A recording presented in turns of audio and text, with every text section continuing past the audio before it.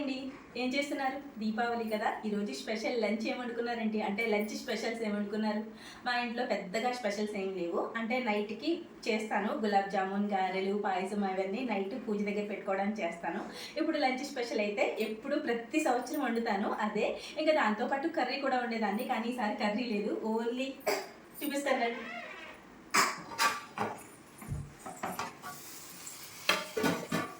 కొబ్బరి అన్నం అనమాట. ప్రతి సంవత్సరం దీపావళికి నాకు ఇది చేయడం అలవాటు. కంపల్సరీ లంచ్కి కొబ్బరి అన్నమే చేస్తాను. ఇంకా ఆలూ కర్రీ కానీ, బంగాళదుంప కర్రీ, బంగాళదుంప కాదు పన్నీర్ కర్రీ కానీ అలా చేస్తూ ఉంటాను అనమాట. ఈసారి కర్రీ చేసే టైం లేదు, లేట్ అయిపోతుందని చెప్పి కొంచెం లేట్గా స్టార్ట్ చేశాను వంట. కొబ్బరి అన్నం అయితే అయిపోతుంది, వాళ్ళకి కూడా ఏమో ఆకలి ఆకలి అంటుంది.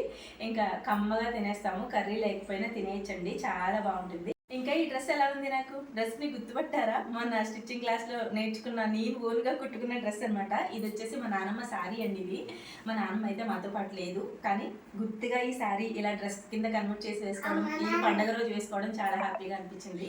ఇంకా డ్రెస్ ఎలా ఉంది నాకు కమెంట్ చేసేయండి. అలాగే ప్లీజ్ వీడియోని లైక్ చేసి సబ్స్క్రైబ్ చేసుకుని వెళ్ళొచ్చుగా ప్లీజ్. బాయ్.